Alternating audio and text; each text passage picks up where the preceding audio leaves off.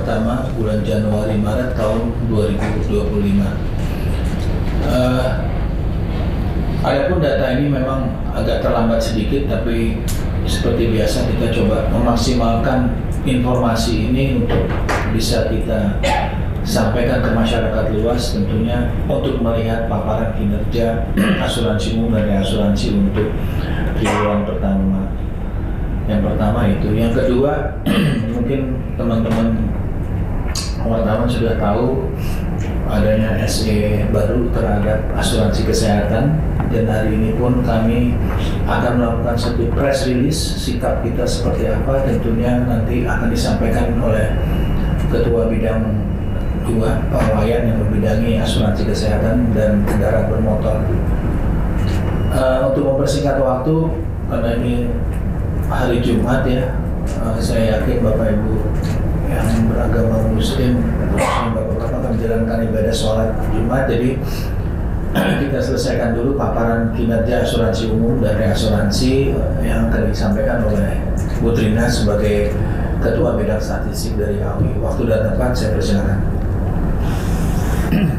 Terima kasih Pak Ketua. Assalamualaikum warahmatullahi wabarakatuh. Salam sejahtera untuk kita semua. Salam kebajikan, namo buddhaya, Om Swastiastu. Pagi ini kita berkumpul di sini untuk mendengarkan dan membaca bersama-sama kinerja asuransi umum dan reasuransi anggota AUI untuk satu kuartal di tahun 2025. Nah, berikutnya nanti seperti disampaikan Pak Ketua akan ada agenda lainnya. Nah, oleh karena itu sepertinya kita langsung mulai saja untuk penyampaian laporan kinerja ini. Silakan kita langsung masuk kepada pertumbuhan ekonomi yang kita catat berdasarkan berita resmi statistik year on year itu adalah 4,87% dengan PDB kita 5.666 triliun ya. Kemudian kalau kita lihat memang secara triwulan ke triwulan memang ada sedikit penurunan gitu ya, kontraksi dari triwulan keempat di tahun 2024 sebesar 5,02% menjadi 4,87. Selanjutnya untuk perkembangan ekspor impor kita bisa lihat teman-teman semua di sana, di ekspor kita itu masih bertumbuh dan di level pertumbuhannya itu dibanding dengan Maret 2024 itu 3,16%, sementara impor kita juga naik 5,34%. Ya, di situ kita lihat secara neraca perdagangan kita masih didominasi untuk ekspor non migas ke China, Amerika Serikat, India, Jepang, dan untuk impor non migas kita didominasi oleh impor dari Tiongkok, dari China, Jepang, Thailand, dan Korea Selatan. Nah, di sini lanjut kita lihat dulu untuk masuk ke industri asuransi umum dan reasuransi. Nah, secara angka-angka performance berdasarkan yang disampaikan oleh perusahaan asuransi dan reasuransi kepada regulator, di sini kami dapat menyampaikan summary-nya sebagai berikut. Untuk total investasi itu mengalami kenaikan 6,2% di tahun ini, kuartal 1 dibandingkan terhadap kuartal yang sama di tahun lalu. Kemudian total aset naik sebesar 88,3%, total liabilitas itu naik sebesar 22,9% untuk kuartal pertama tahun ini dibandingkan terhadap tahun lalu. Kemudian ekuitas seluruh perusahaan asuransi itu mengalami kontraksi sebesar 15%. Pendapatan premi bruto perusahaan asuransi mengalami kontraksi sedikit sebesar 0,6%. Kemudian klaim bruto naik 4,9%, dan juga adanya kenaikan cadangan premi kenaikan cadangan premi sebesar 865,8%. Ini kelihatannya karena ada beberapa perubahan dan penyesuaian di metode pencadangan. Kemudian cadangan klaim itu mengalami penurunan cadangan klaim sebesar 247 miliar atau turun sebesar 69,6%. Hasil investasi perusahaan asuransi mengalami kontraksi sebesar 2,3% dan hasil underwriting mengalami kenaikan 28,7, beban usaha naik 9,3 dan laba setelah pajak itu mengalami kenaikan 36%. Bagaimana dengan industri reasuransi nasional? Ini mengalami kenaikan preminya sebesar 4,3%. Kira-kira di single digit ya, sama dengan total investasinya naik 4,3%, hampir sama dengan yang dialami asuransi umum. Kemudian aset naik 4,8, liabilitasnya naik 10,2. Kemudian total ekuitas mengalami kontraksi sebesar 15%. Pendapatan premi seluruh perusahaan reasuransi nasional mengalami penurunan 11,9% dan klaim bruto naik 40,2 dan kenaikan terjadi penurunan cadangan premi sebesar 63,4% dan cadangan klaim juga turun 76,5%. Hasil investasi juga turun 23,7%.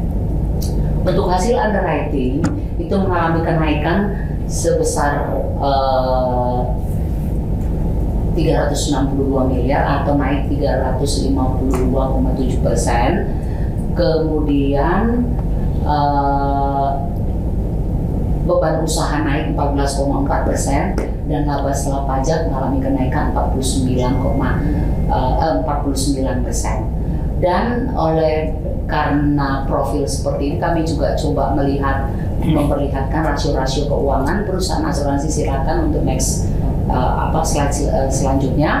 Underwriting result ratio-nya untuk kuartal pertama 39,6%, untuk perusahaan reasuransi 13%, expenses ratio-nya itu 30,9%. Ini dihitung terhadap pendapatan premi net.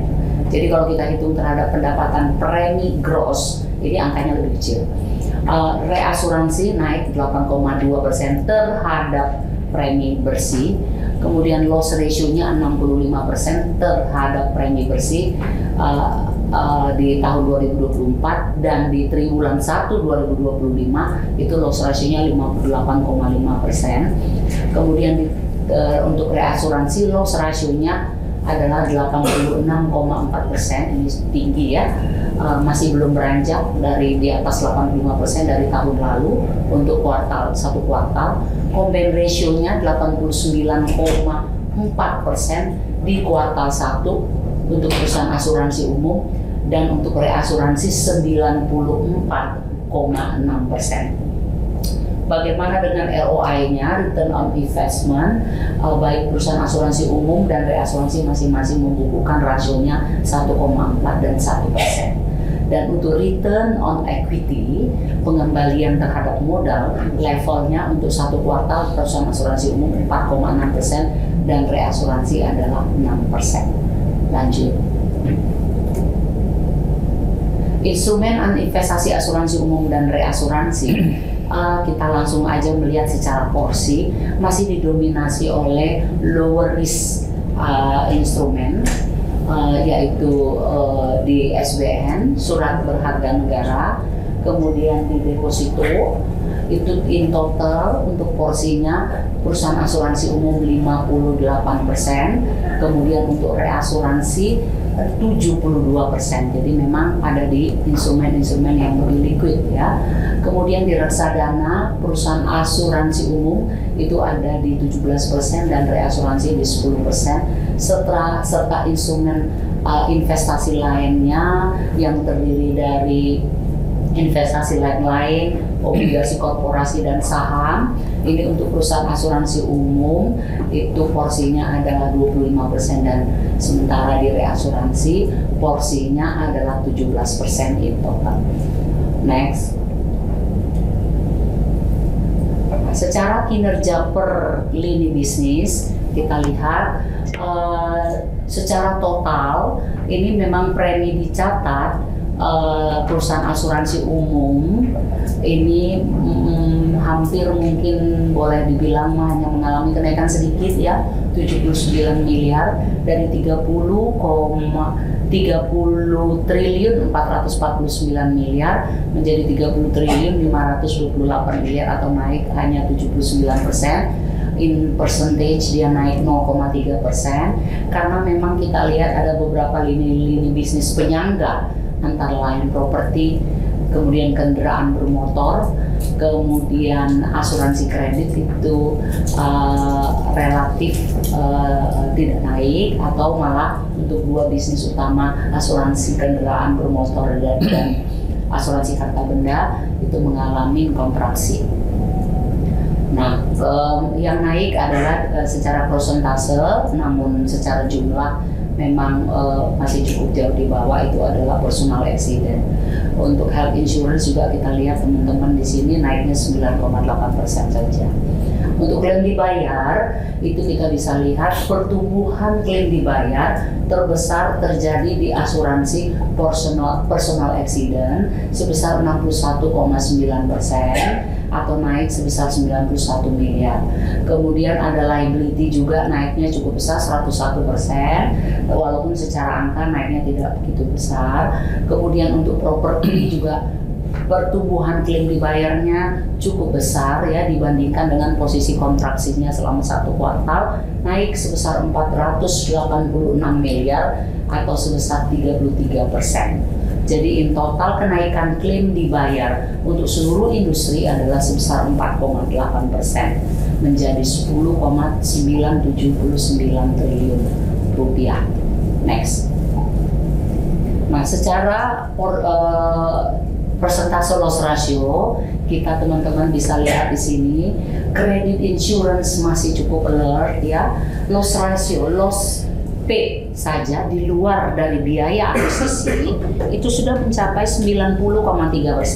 Jadi rasio antara klaim dibayar dengan pendapatan premi bruto itu untuk credit insurance stays di level yang cukup tinggi ya. Untuk kuartal 1 itu 90,3% dan kita bandingkan terhadap kuartal yang sama tahun lalu itu 83,7%. Diikutin oleh yang lain mungkin untuk asuransi kesehatan ini di 44,8%, tahun lalu di kuartal yang sama 50,7%. Kemudian energi offshore 46,7%, di mana tahun lalu cukup naik karena ada pembayaran klaim offshore yang cukup besar bila dibandingkan preminya memang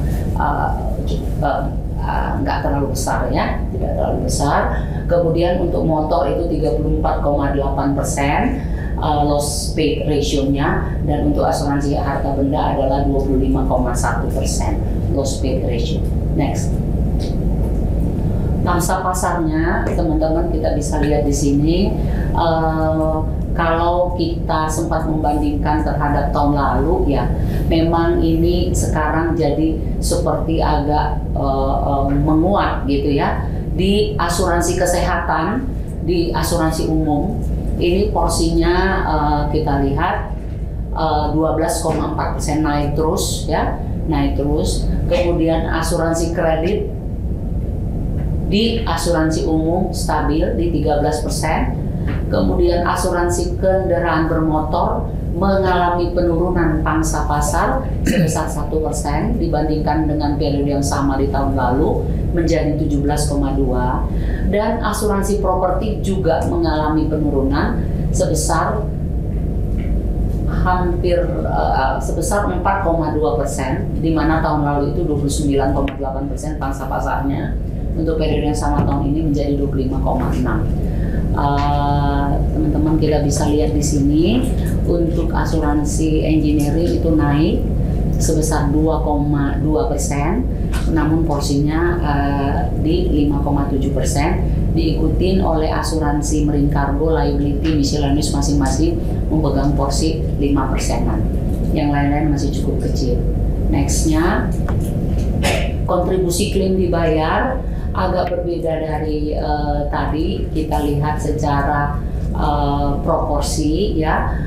Kalau untuk kontribusi klaim dibayar sepertinya memang masih didominasi oleh asuransi kredit sebesar 32,8%. Kira-kira masih sama proporsinya sama yang terjadi di tahun lalu.